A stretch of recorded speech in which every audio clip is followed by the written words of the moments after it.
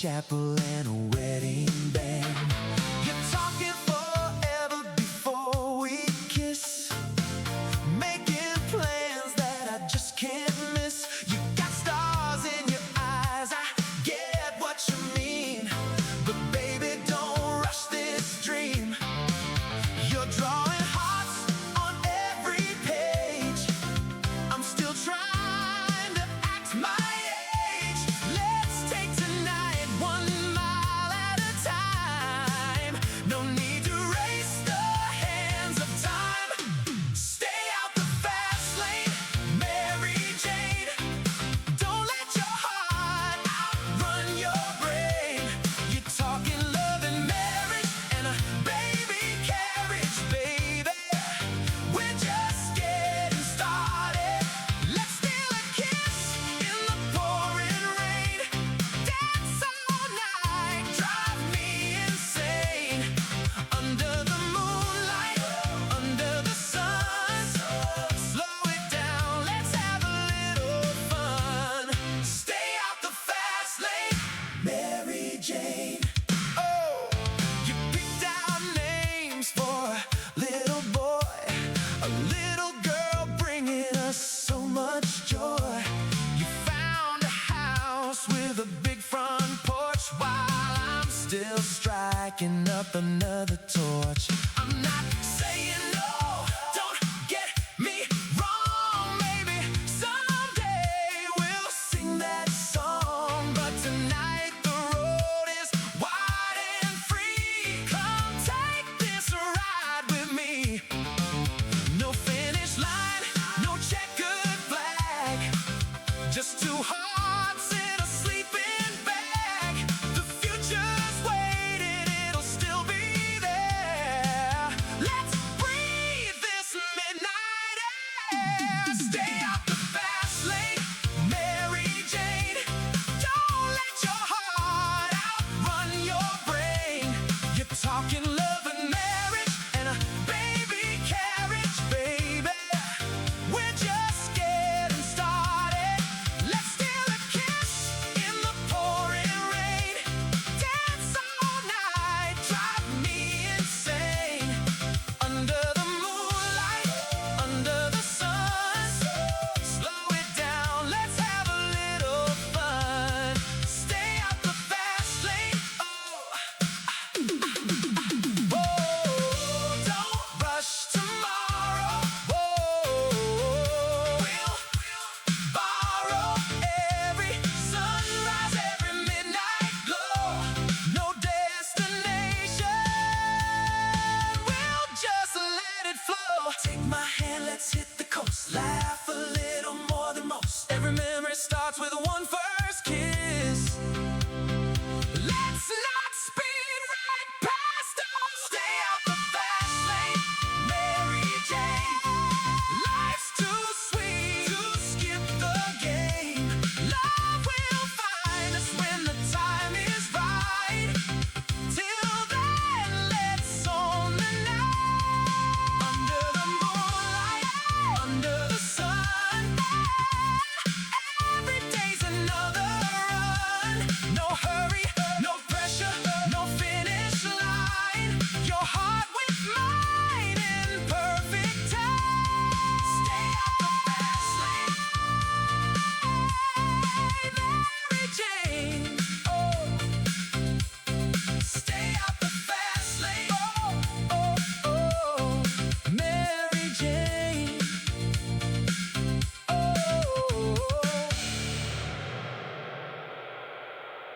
Slow it down. Let's have a little fun.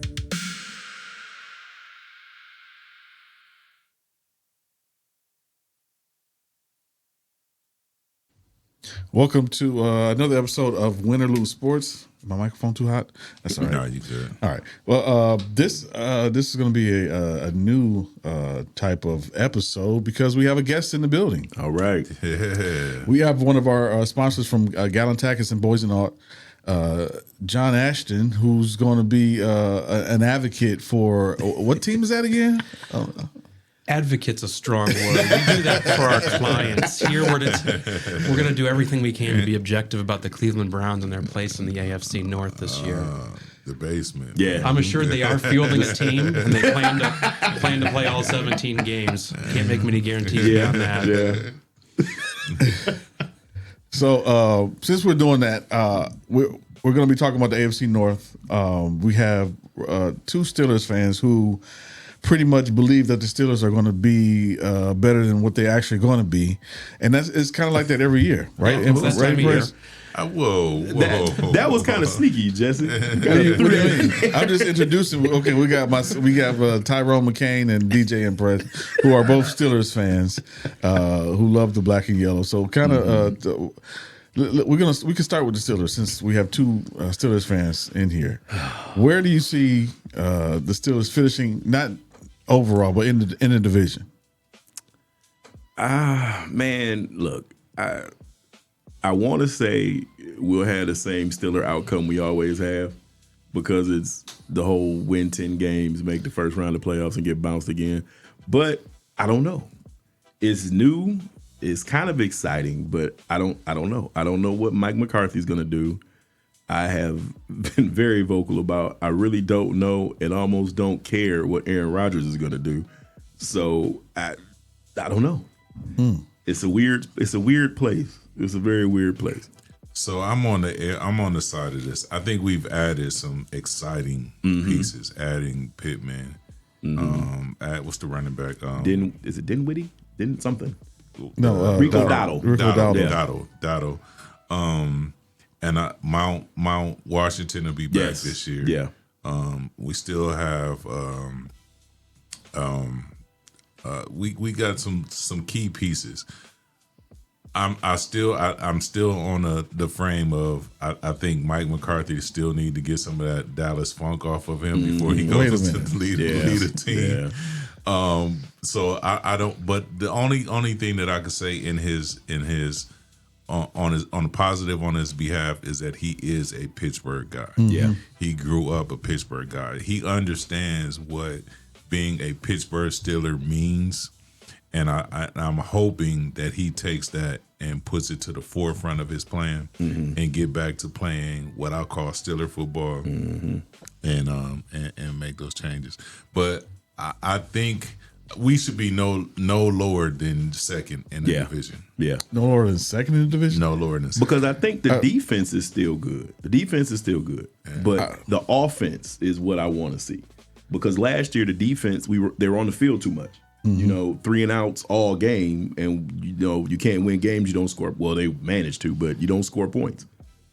So the reason I don't believe that they'll be anything better than third is because blasphemous. yes, no, seriously, and I'm not talking because I'm not a Steelers fan, but it's because Aaron Rodgers still doesn't have the trust of his teammates.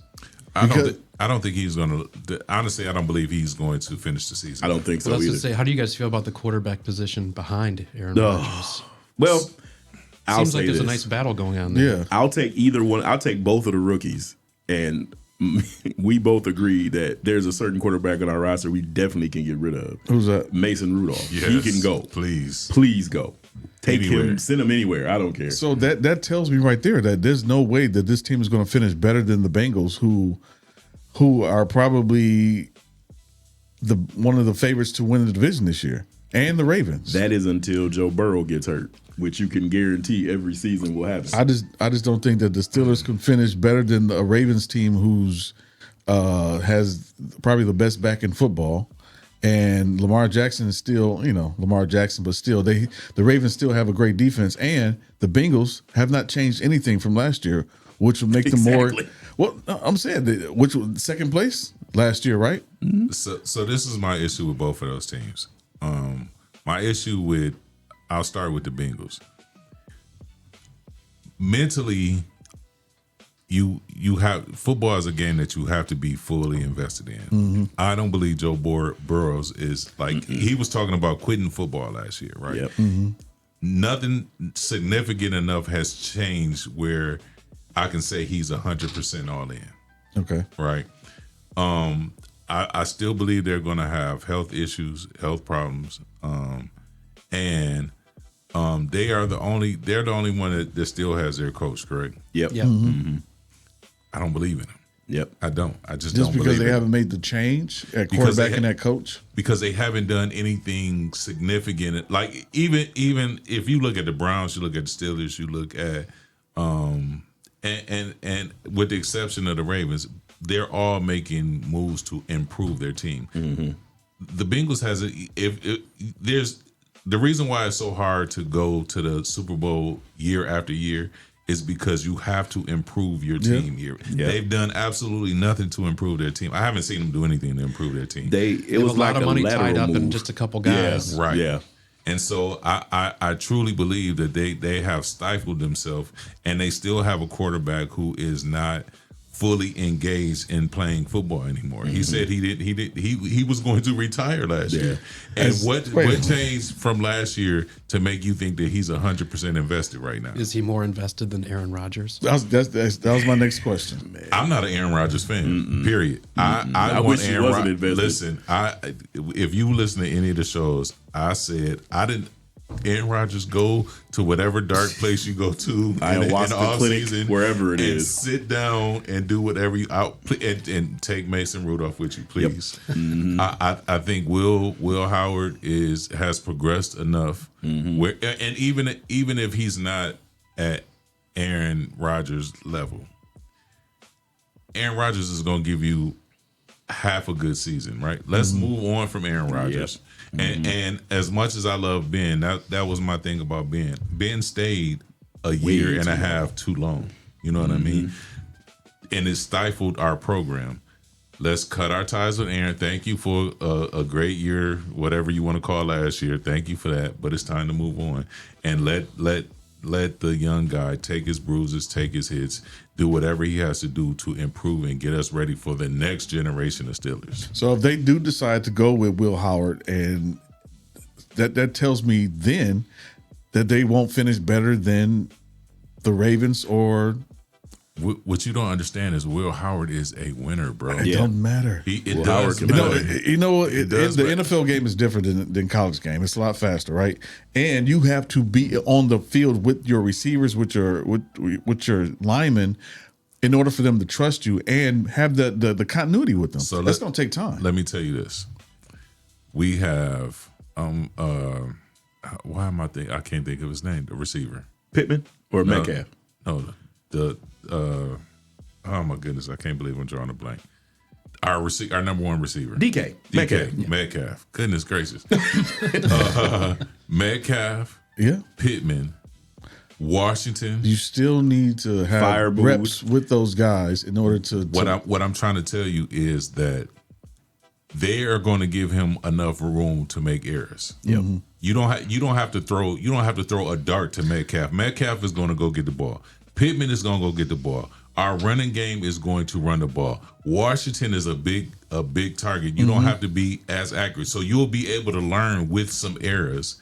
And our defense is still our defense. That's why I don't believe we're gonna. And you have to think about it this way: we have not had stellar quarterback play in a long time. So, I mean, I don't think Will Howard will really come in and do that much worse than Aaron Rodgers did last year. And all he has to do is not lose the game. That's it. That's it. So he's as long as he's he a don't Trent lose the Dilfer. game. He needs to be a game manager. He needs to be Trent Dilfer. He That's needs all to, he needs to do. As he learns to be to win, he just has to not lose. Yep. Okay. Yep. And my issue with the Ravens is they have not used. You talk about the best back in the league, but they have not used him correctly in 2 years. Right. Yep. They haven't used him correctly. That's in 2 why there years. was a coaching change. And Yeah. Lamar Jackson still, to me, is too comfortable with not winning with all the weapons that he has around him. You know what I think it is with Lamar? I think Coach Harbaugh let him be comfortable, let him be complacent with not being the best quarterback he could be, and because he loved him as he was. But I think a different coach would have pulled out a more aggressive Lamar Jackson because he's good. Is he still? Do you think he's still the most dangerous player in the division? No. He would have been 5 years ago when his second year in the league. of course he's going to slow down because he's getting older. Sure. He's not going to. He needs to become more of a pocket passer and use your legs when needed. What year is he in? I think 7 or 8. It's getting How many quarterbacks do you know change their personality, not their game, change their personality after 9 years in the league? None. But Exactly. they may change their game because the way they play, because they know they can't play, they can't run the ball. Ben did the same thing. Ben was a scrambler when he first came to the league. Ben was but he had to different, change. It's no different because you had to change because of certain injuries or certain. Well, yeah, that's time. what I mean. Ben was more. Lamar's more like a sports car. time. Ben Right, is yeah. like an F-150. But the knock on Lamar is not his game. It's not his game. His attitude. It's the mental piece of it. Well, that he's not aggressive mentally, like he doesn't care as much. That's what I'm gonna say. That's a perception, though. Yeah. If Sort of you a say- big game thing. No, Yeah. this is the thing. When every year they project the Ravens to do so much, right? Mm-hmm. And then every year they fall short of that. And in the press conference, Lamar Jackson's like, Yeah. we'll get him We'll next get him year. next No, year that's type not thing. what I want from my quarterback, the leader of my team. I want him to be fired up, mad. Like, no, But is that coming? Was that coming from Lamar Jackson, or was that coming from the coach telling him, "You know what, Lamar, it's not on you. We'll get him next year"? Because any other coach would say that was on our quarterback. When you look at what happened with Cleveland last year, he said that was on Shador, and he didn't care how bad he made Shador look. He said it was on our quarterback. He didn't name names, maybe, but he said it was on Stefanski. He said it was on. But when you look at legendary quarterbacks, right? I don't care what the coach do. The quarterback will say, "Hey, this one is on me. I have to play better. I have to do this." And Depending on that quarterback, right? Depending on who that person is. but that's what it's a personality trait. Yeah. That Lamar does not have. He doesn't have it. Oh, he's like LeBron. He don't have that killer instinct. There Okay, you go. Okay, I get it. He's an exceptional. We can't drag LeBron into this. Right. You can take LeBron in either. He's an exceptional, talented athlete, but the mental piece to me he doesn't have. But I'll go with what John said. John said about him being one of the most dangerous quarterbacks in the division. I think he could be if this new coach changes up the offense right. Because there's no way you have Derrick Henry, a quarterback with Lamar's athletic ability. I don't trust Zay Flowers. I don't trust Zay Flowers. No, I There's do. no reason I to don't trust Zay. Jay Flowers at all. I mean, he disappears in big games. He's always behind a humongous turnover. I just don't trust Zay Flowers. Last year, But with the new coach, if he can utilize this offense the right way, I mean, to have a guy like Lamar Jackson, you can do amazing things. I mean, the defense, it puts you in a fit. You have Lamar Jackson, Derrick Henry, Zay if he's catching the ball today. I mean, you got to account for that. But this is the thing that I say about Zay Flowers. They put Zay Flowers in a position where he has to be number 1 or number 2 option. I trust him to be the 3rd option. Right. Number 1 option should always be Derrick Henry. Yeah, totally. And then Lamar. Right. And then Zay. Yeah. They haven't run that offense right in the last 2 to 3 years. No. And that's why Zay has a tendency to let you down, because they're expecting too much from him in key times when they should be Derrick Henry, Lamar Jackson, and then Zay. I think the way they run that offense, and I think this is part of the point you're making, is 17-game season, they have to get these guys, keep them healthy. And then they try to change the offense to do what they want to do in the playoffs, and now we're doing something different. Right, yes. Right. And it's really, you can't flip the switch like No. that. And I never in a understood. one-game situation. I never understood that about Baltimore. It's like you run this season, you go 12-5 or 13-4, the whole season running the offense this way, and you're successful. When you get to the playoff, Lamar Jackson disappears only because the coach has made a decision to change the offense. It's not because Lamar Jackson said, "Oh, I'm not going to play this way." It's because the coach said, Okay, now we're going to change the offense. We're going to do more of a passing game. We're not going to hand the ball off to Derrick Henry, or we're not going to run any scrambles with Lamar Jackson. We're going to throw the ball downfield because they know our offense. No, it don't matter if they know your offense, because your offense has been successful whether they know it or not. But you're making my point, and the reason why I'm saying that is because any other quarterback will say, "Hey, Tom Brady, I'm going to take this." I'll take Tom Brady for example. Every quarterback ain't like that though.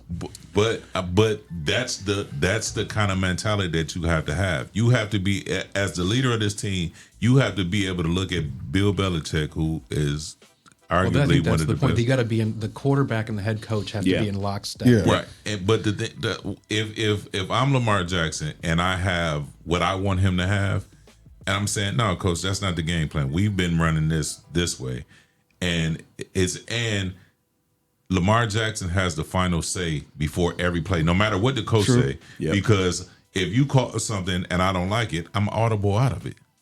And as a Steeler fan, that was our biggest. When Ben was there, we've always had horrible offensive coordinators, and you can tell through the game when the OCs finally stop calling the plays, and Ben just looks in silence and say, "Okay," and he runs when he wants to run. That's when the offense starts to move, and that's Baltimore's problem, because there's no way if you're in the playoffs and Derrick Henry gets 10 carries in a game. Yeah, that is ridiculous, man. I mean, he eats 10 carries a quarter. Right. I mean, that's insane. Because he doesn't really get going until he's had about 15, 20 carries. He's like an engine. You got to warm him Those up. guys really get sick of trying to tackle. And that's the thing, exactly there. If you don't, nobody wants to bounce off Derrick Henry for an entire football game, right? No. And if it's just, and it's not even no sweeps, no dives. Nobody wants to keep hitting Derrick Henry. Yeah. And after a while, when you get tired, then he'll take off on you. But so, until you show me that they changed that, then And I think that comes with the new coaching, because you look at some of the games last year when Derrick Henry had 20 carries in the first half and then 3 in the second half. That's coaching. Yeah, that has nothing to do with Lamar Jackson playing the way he plays. It does. No, because that's the coach. Every coach cannot. Every quarterback can't make that audible, because listen, as great as Lamar Jackson is, he may not be that great up here when it comes to changing plays. That is my or right, he may not what I'm saying is to be able to do it from the sideline. Every quarterback doesn't have that ability, like Peyton Manning, like Ben Roethlisberger or Tom Brady. Every quarterback doesn't have that, including Lamar Jackson. As good as he is, that's the quality that he does not have. And that's my point. He is missing that quality. He is as a quarterback.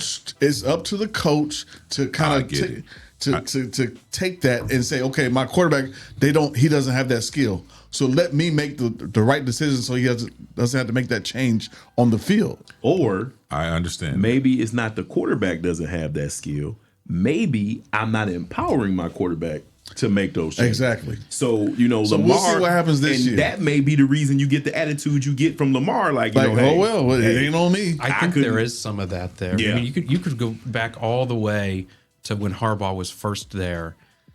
Number one detractor was Ray Lewis. Yeah.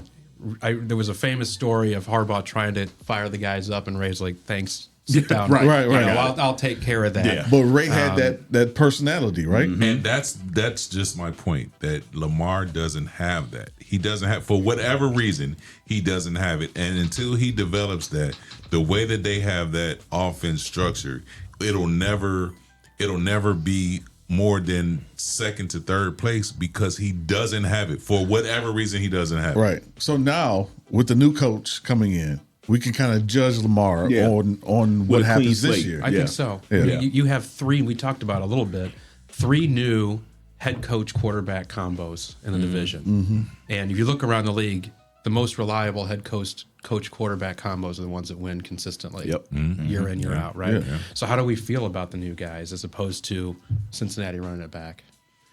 Cincinnati, I don't see that happening. Their coaches, he might as well be new, because I don't see that happening.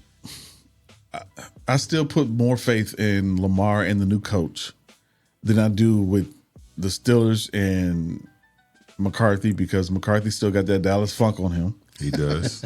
Glad you admitted it. And Finally. in Cleveland, you have Shador or Gabriel. I don't know who's starting. No, it's not even Gabriel. It's Deshaun's gonna Watson. start. Gabriel's It's third on the. string. Oh, is he third? Yeah. All the- Okay, so let's talk about. How do you feel about Let's that? talk Yes. about Cleveland. Yeah.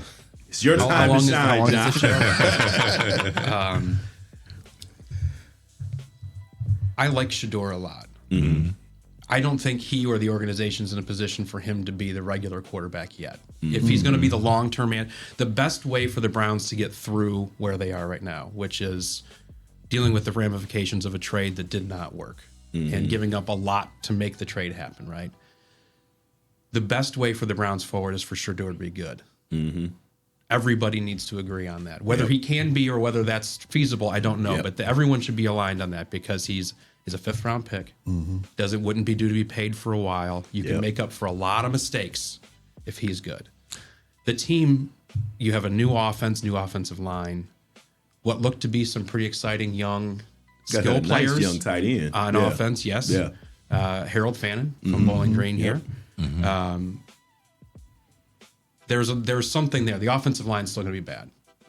They're installing a new offense, so this would be Shador's third different offense in 3 years. As much as I would be the first in line to say I'm done with the Deshaun Watson experiment. I don't need to watch that anymore. Let him go take some lumps while we get this offense going. I like that. And because to go to start Shador, and if it doesn't go well, to go to Deshaun that's a tough look for everybody, I think. It's a tough look for Shador. It is. Yeah. If you start Deshaun, Shador is going to play. Yeah. If Deshaun's not going to play well or he's going to get injured, you can then turn the page and you don't ever have to look back because that chapter is closed. So this is my thing with Watson. I think the Browns ownership has been the Keystone Cops of football. Like they just make all the wrong. I think that might offend the Keystone. Right. And I think they are still trying to justify this Watson trade, right? Oh, 100%. And You so kind of have that- to though. You don't. I mean, The contract is done. After Well, this is year, it? it's done. okay. This is his last. There's still Now you there's remember still he cap got all charges, guaranteed. but He got That's all right. guaranteed That's money. right. So there's Yeah. nothing That's left true. to prove. So the thing is, be done with it. Be done with it. I think Shador would benefit from knowing that the organization is behind him. Right. Yeah. Give him that confidence to say, "Hey, this is your second year. We know you're going to make some mistakes. When you're a quarterback and you have to constantly think about if I make a mistake, I'm gonna get pulled. Yeah. If you tend to make more mistakes that way. Yeah. Move on from Watson. Watson, we appreciate you. Happy, whatever. Take all this free money with you. Yeah, go ahead and get you massage after massage if you want to. We don't care what you do. Move on from it and make a clear cut of this is where we're going forward with our offense, period. Cleveland has always been a graveyard for quarterbacks, right? Yeah. Deal with it. Shape him how you want him to be shaped because he's a shapeable young man. I think so too. He has the reporting out of Cleveland and people around him is he has a tremendous attitude. And Yeah. really, really wants to do this Yeah. the right way.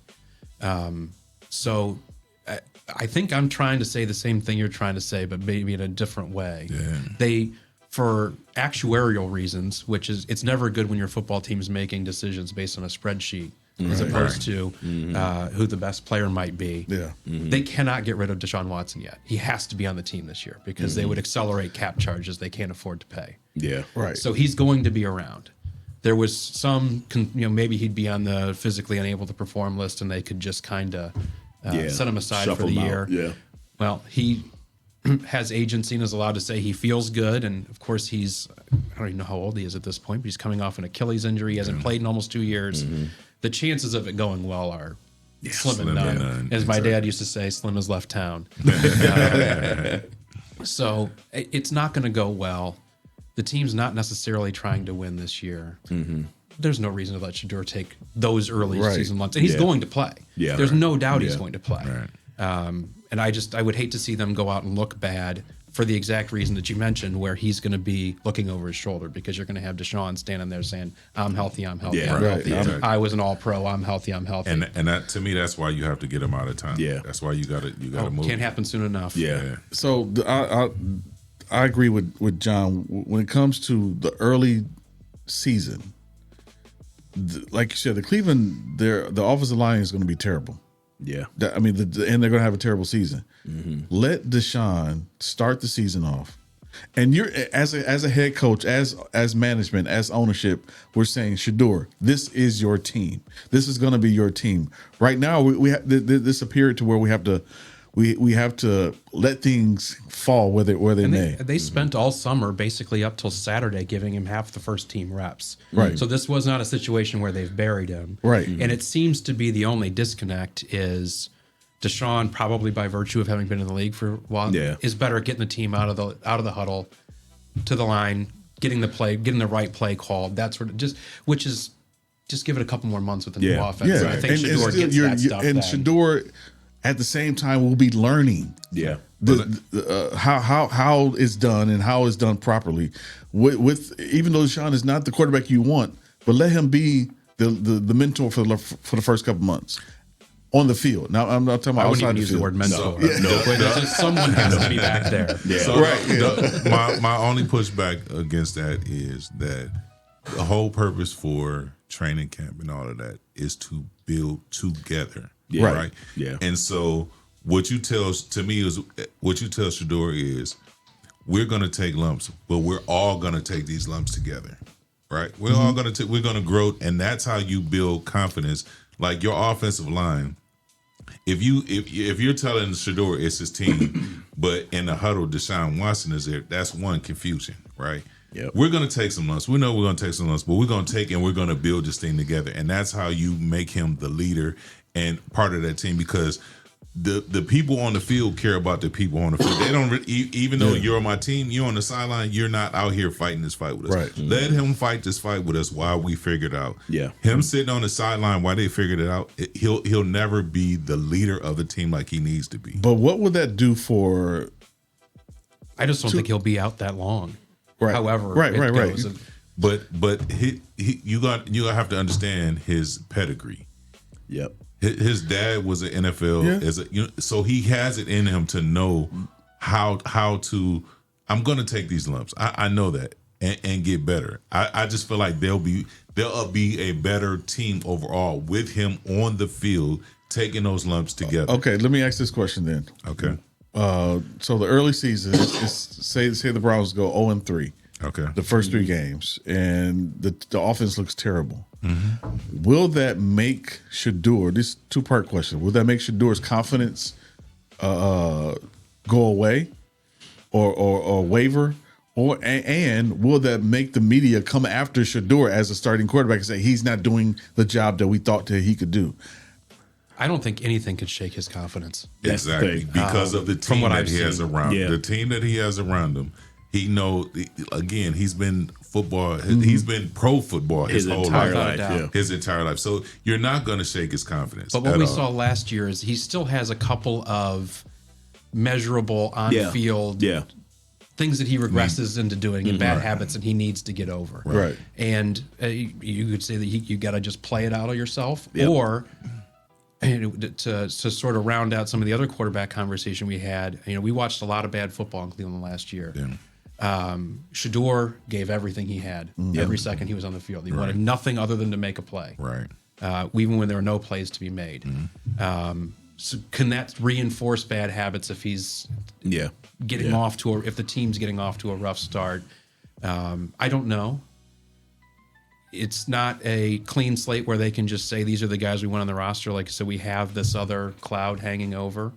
They have the cloud, not we. I'll be back. I'll be back in at some point, but it should be. We just want to play the best player for now and for the future. Unfortunately, with the Cleveland Browns football franchise, that's the last consideration. And see, that's The Browns exactly the will thing. Brown. All right. Yeah, we have to take a quick break. We'll be back in a brief moment. Again with our guests, man. I love this conversation. Yeah, Thanks for that's having me. great, This is a lot of man. fun, guys. Yeah, we'll take a quick break. We'll be right back. Your first impression matters. I don't know if he was doing What if your this business could introduce itself in just 60 seconds? Anytime, anywhere. Business cards get tossed. Social posts get lost. But video connects. It lets people see your face, hear your voice, and trust your story. At Project 360 Studios, we create business spotlight videos. Short professional films that introduce who you are, what you do, and why people should choose you. Here's how it works. Step 1, plan. We help craft your story. Step 2, film in our studio or on location. Step 3, edit. We brand it with your logo, colors, and music. Step 4, deliver a powerful video you can use everywhere. Share it on your website, social media, email signature, anywhere you want to make a lasting first impression. Don't just hand out your business card. Let people meet you. Book your business spotlight video today at Project 360 Studios.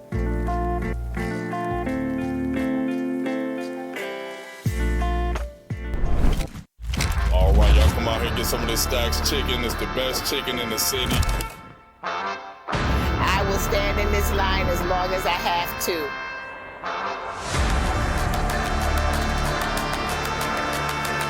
If you have yet to try Takacs chicken this summer,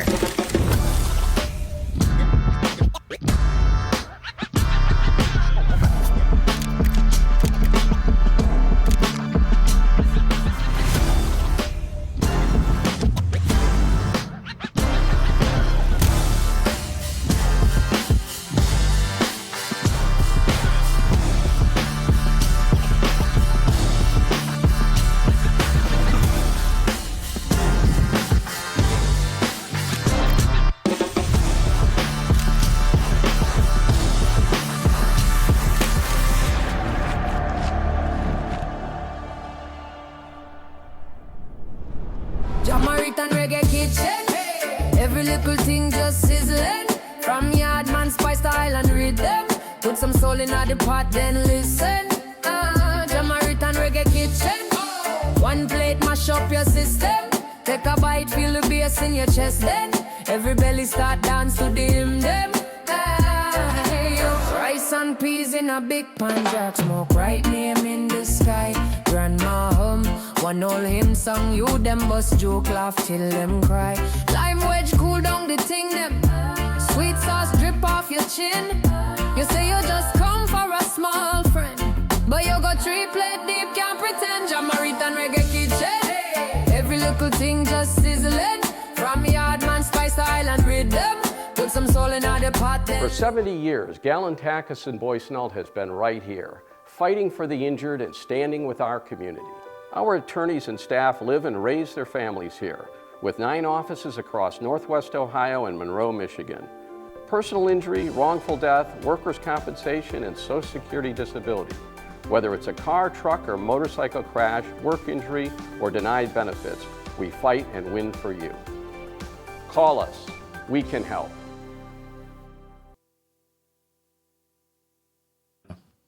Welcome back to another. Welcome back to Win or Lose Sports.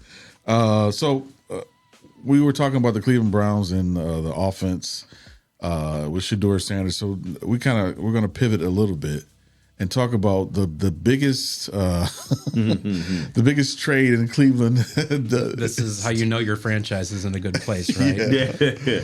So the trade, Myles Garrett going to L.A. How do you feel about that? It's never a good sign for at least the president of your franchise when you're trading the best defensive player away immediately after giving him more money. So that being said, I think they did about as well as you can do in that sort of a trade. Yeah. Limited trade partners because Myles had a no trade in his new deal, so he kind of got. So he kind of got to pick where he wanted to go. Yeah, and I think they wanted to do as right by him as they can.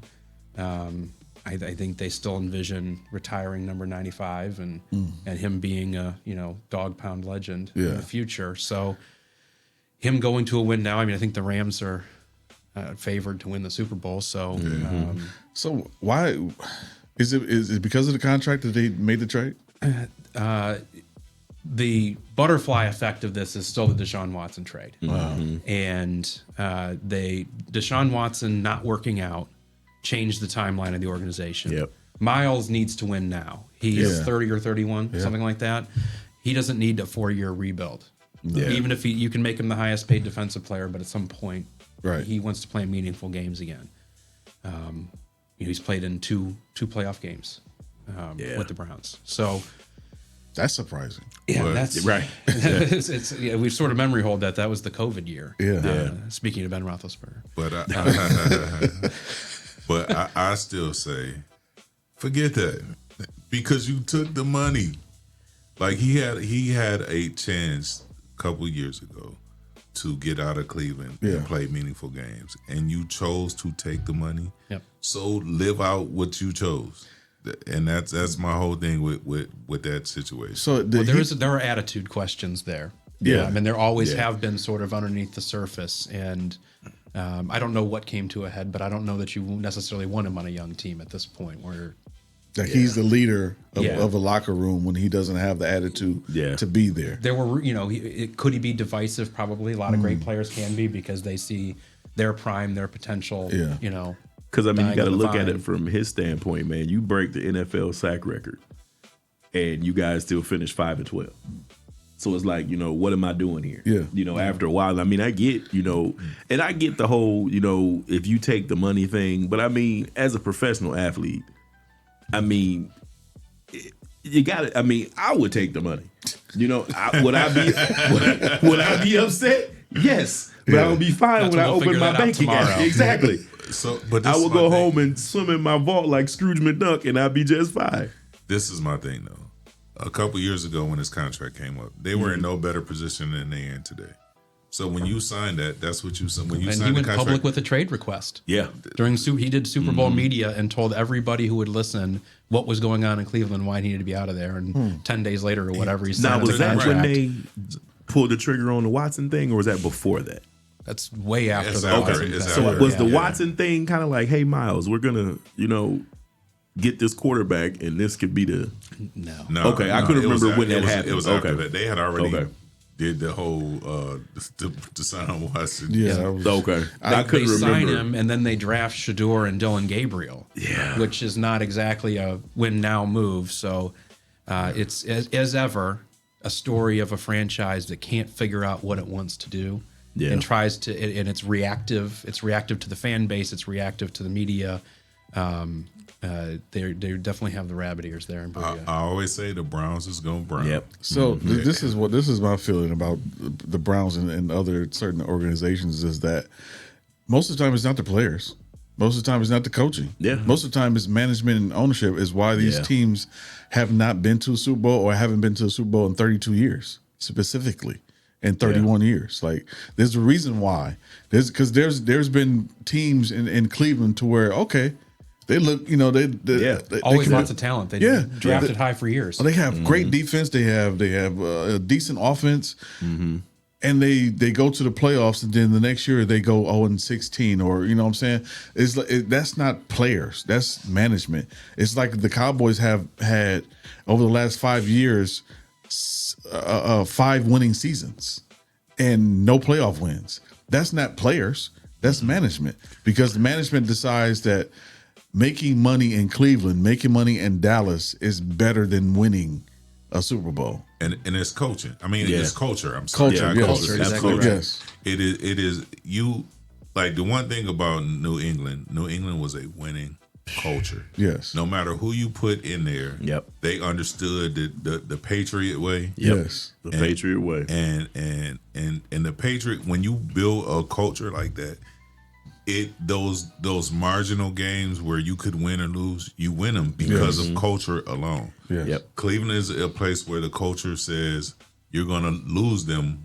We're going to find a way to lose. Right. You'll find a way. I mean, you look at the successful operations, whether it's the Patriots or the Chiefs now or the Bills or whoever, the Steelers, frankly, for how they've been able to sustain the difficult questions that come up during a game. How are we going to get 4 yards on third down? Right. You know what the play looks like already. Right. You're from the top of the organization down. Here's our theory on how we win games. Here's where we put people to execute. We find this skill set. It's how Baltimore's defense is. We know the guys who do this. We know we can draft guys who you never have heard of. They're going to go right into our defense because we know what this.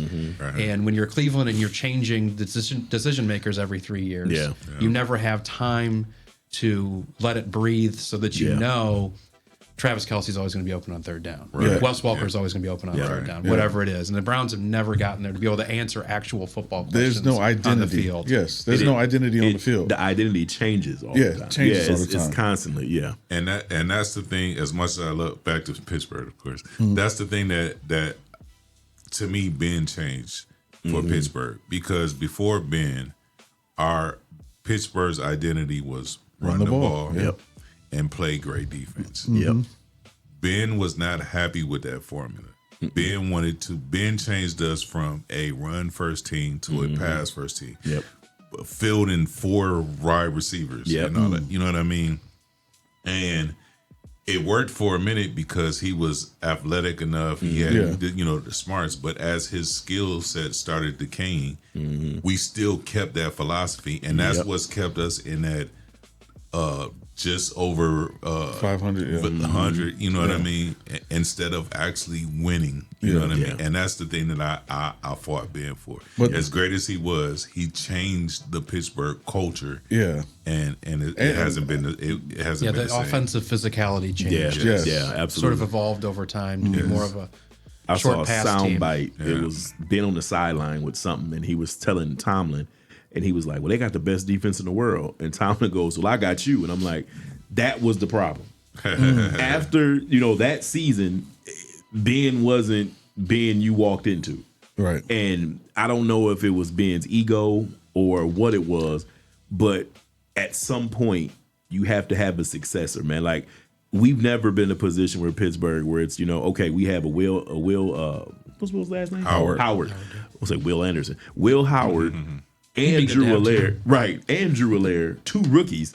We never did that with Ben. We would play the quarterback carousel of Mason Rudolph, Duck Hodges, Mitch Trubisky. Then there's like, our next franchise guy is Kenny Pickett. Like, come on, man. It's never been in a spot where I was at home on draft night a couple years ago screaming that they should take Shador, but they didn't because they want to trot out Aaron Rodgers again, and that's, I think, been Pittsburgh's problem. And that's why I'm excited to see if they do something different this year. The thing I do admire about Pittsburgh is that they only had 3 coaches in the last 30 years. Yeah. 30, longer than that, I think. Right? Probably like 50 to 60 years. As long as the franchise has been there. You had Noel, Cowher, and Tomlin. Yeah. So 3 coaches, and then now you have a Pittsburgh guy. But that's what keeps the culture. Right. It takes time to build culture. If you have a new coach every year or every couple of years, you'll never build culture, because your new coach is going to bring in his new staff. He's going to bring in his new philosophy and all that. And the players that are still on the roster is like, man, now you got to learn a whole new playbook. You got to, you know what I mean? That's the thing that I love about Pittsburgh. We will give you a time, and sometimes we give you too much time. But you will be able to instill whatever it is you believe, and then instill it in the players. And that's what I was hoping McCarthy was going to do with Will Howard. We starting a new era. I'm a new coach. Let's start together. I got my young guy. Like John said, we don't have to pay him a lot. We can build around him. And, hey, if it doesn't work out, which in my thing, I'm going to throw this out there, I would have preferred no Aaron Rodgers this year. Will Howard doesn't work out. With the way the league is shaking out now, we could still get a franchise quarterback next year. I wouldn't be mad. Now, calm down, man. I'm going to say this. I wouldn't be mad. Good thing you guys are separated here. Right. I wouldn't be mad if Tampa don't want to pay him. I'll take Baker. I wish you all the best with that. I like Baker, man. I'd take Baker over a rookie. No. I'd take Baker over Aaron Rodgers now. And I'm going to tell you why. Absolutely, I would. I'm going to tell you why I say no. Why is that? Again, we're talking about character. Everywhere Baker goes, he has the same issue. The same issue that he's having now. like he's called out his. Did you see the deal that they gave him? They tried to give They him tried to offer him $100 million or something. Guaranteed? Guaranteed. For 2 years. Yeah. Close to guaranteed. $50 million like a year. So what is he looking for? Exactly. Well, I think he wants longevity. And that's not an excuse for not taking $100 million. He wants the tier 1 quarterback. Yeah. You can buy longevity for $100 million. Exactly. I would stay there for 2 years, give my $100 million, and then move on. Yeah. So not even move on. Just prove in those 2 years that you are the quarterback that they want for the future. But see, I think Baker is tired of having to. But again, it's on Baker. You have to prove it everywhere. But Baker is selfish. Yeah. That's selfishness. That's what that is.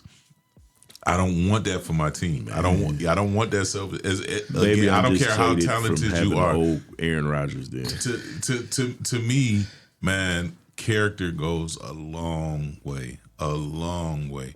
And if you have athletic flaws, you can fix it with character. You know what I mean? True. You can't. I don't care how talented you are. If your character is messed up, there's no way to fix that. Yeah. There's no way to fix it. And that's the same thing with going back to Jackson. Yeah. He has a character flaw to me, and not like he's a bad person. Right. It's just he has a winning. His characteristics for winning is flawed, and so he'll never accomplish what he needs. So to accomplish. this is my take on my final take on Lamar Jackson. I'm gonna make a comparison. You might not like it, but this is I think this is a good comparison. It's the first time we ain't gonna like something. Yeah. That's right. It's a long season. You're a Cowboy fan, right? Come on, man. So Lamar Jackson's his flaw is I need my coach to lead me in the right direction when other quarterbacks don't need that. Right. That's the same thing with Dak Prescott. He has the talent. He has the arm talent. He can run the ball. He has some sense in how to win, but he needs his coach to give him the right direction to say, hey, we need you to do this when it comes to this part of the game because we need you to win the game. He can't think of that on his own. There are certain quarterbacks who have that quality. Dak Prescott, Lamar Jackson are two of the ones who don't have that. See, I would now. This may be crazy from a Steelers fan, but you would take Dak over Lamar Jackson. I sure would. It's just for what Monty said. I think I don't see that. Of course, I don't watch a lot of Cowboys. You know why I see that? Because there was a game. It was 2 years ago in the playoffs to where there was 30 seconds left in the first half, and time is management game.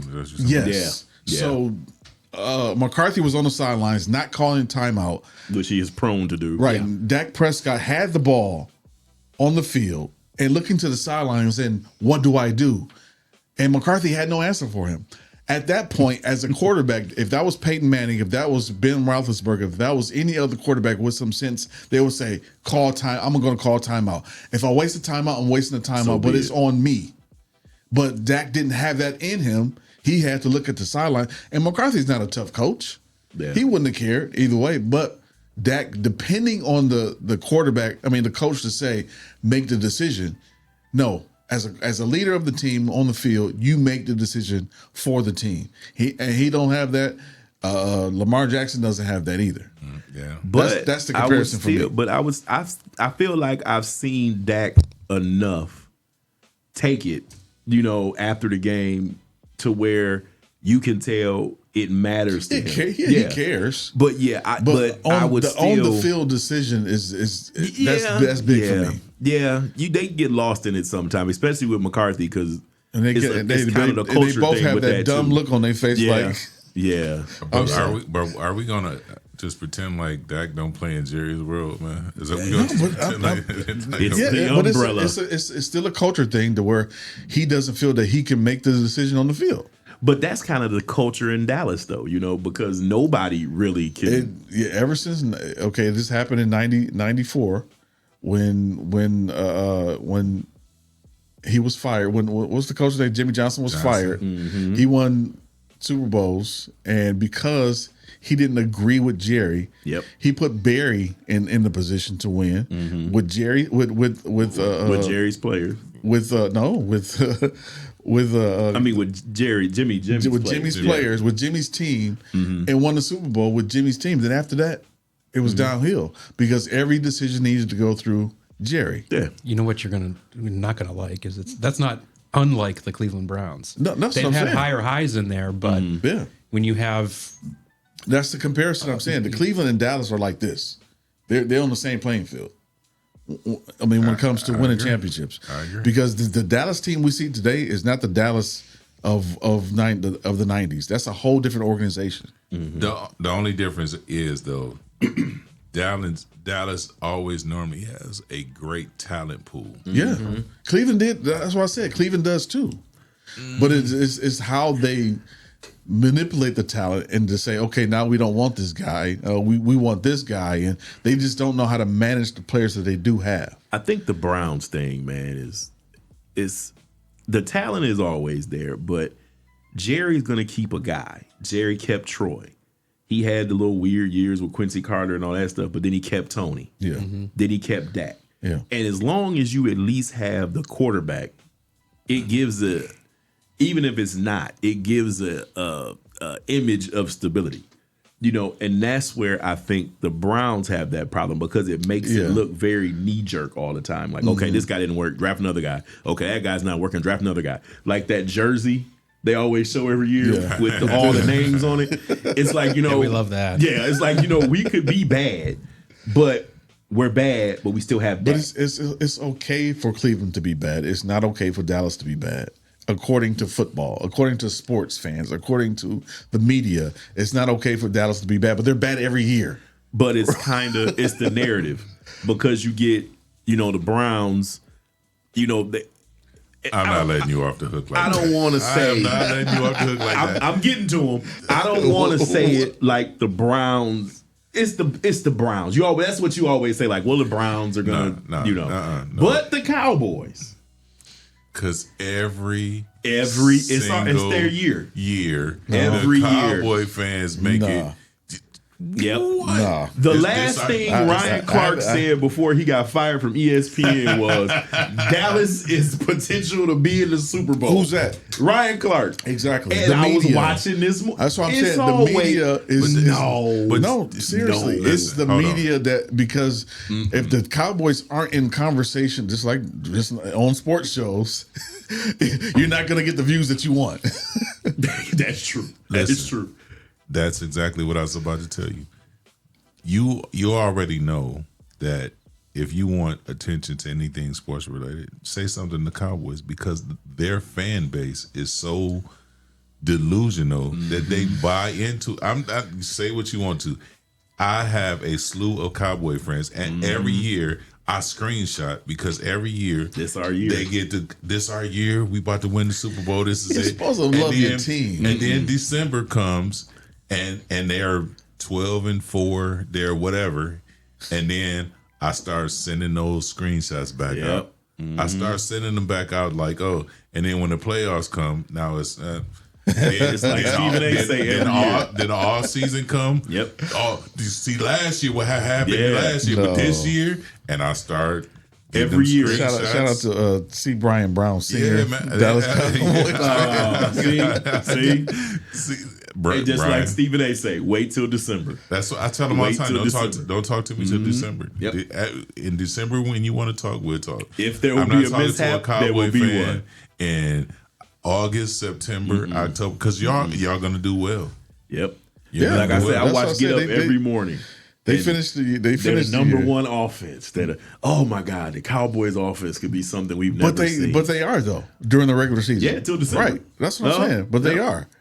But the problem is culture wise, they don't focus on winning playoff games, and that's just because of the ownership and management. They don't put that emphasis on there. So Dak is not focusing on making those right decisions in games and in the playoffs because he's worried about his $265 million check that has to clear from Jerry Jones. Well, hey, that's a good thing to worry about. All right, so real quick. So what's I'll start with you, Ty. Your pick for the division? How AFC North? Can we do from top to bottom? That's what I'm saying. Okay. Okay. Yeah. Top to bottom.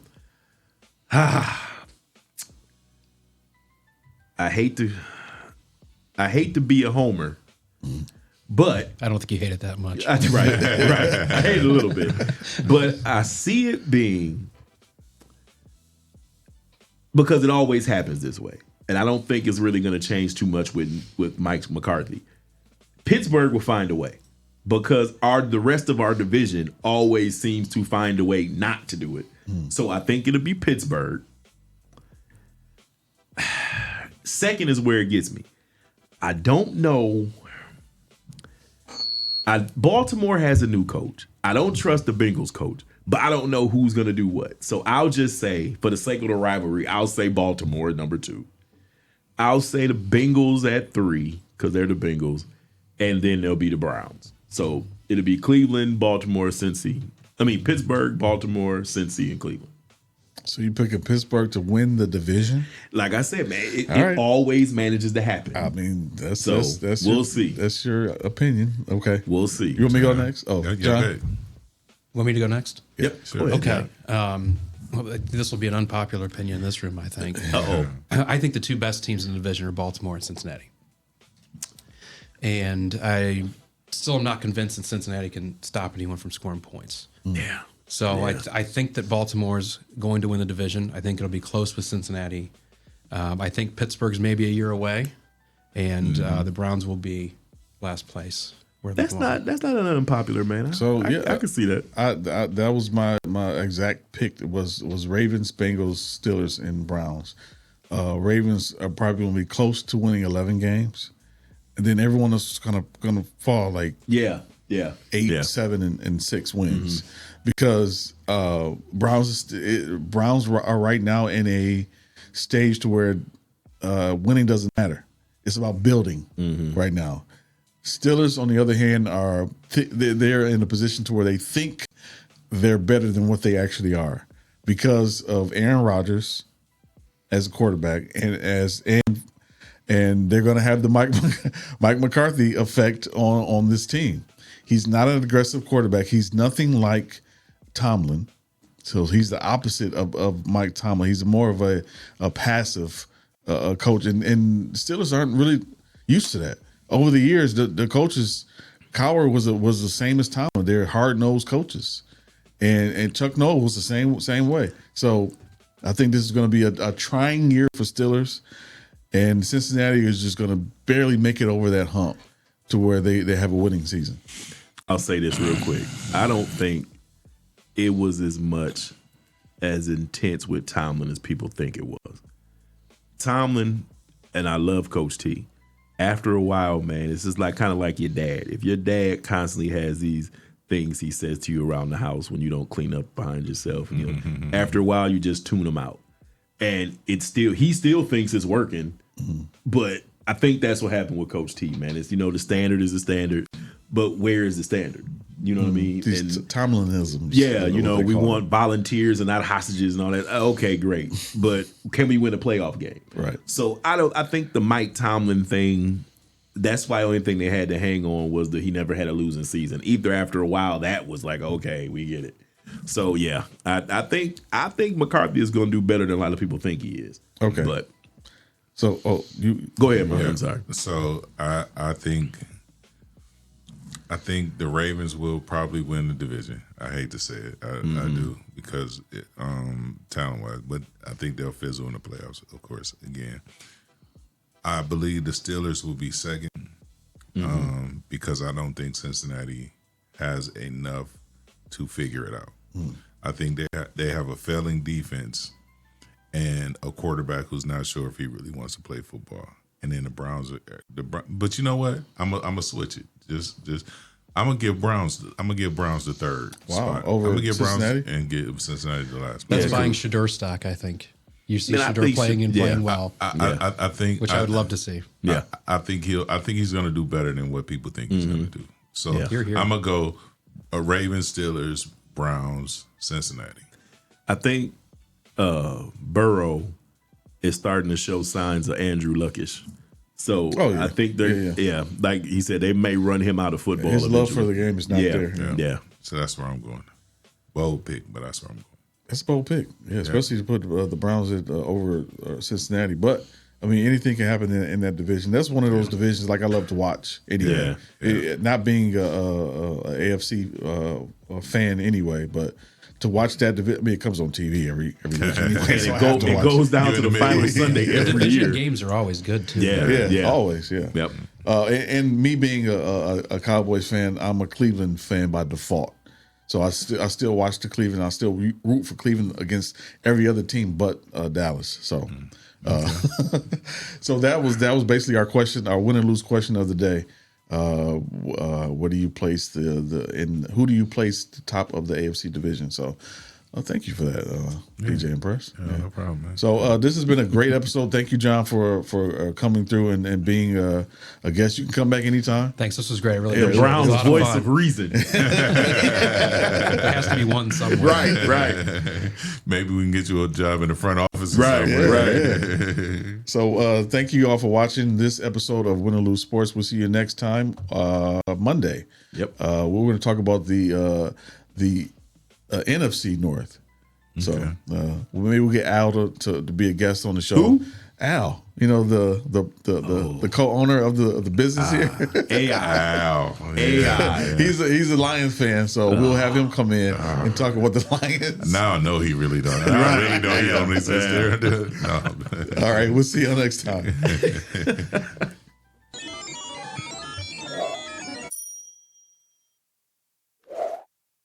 Toledo, rep your city. Visit us online at the419grind.com.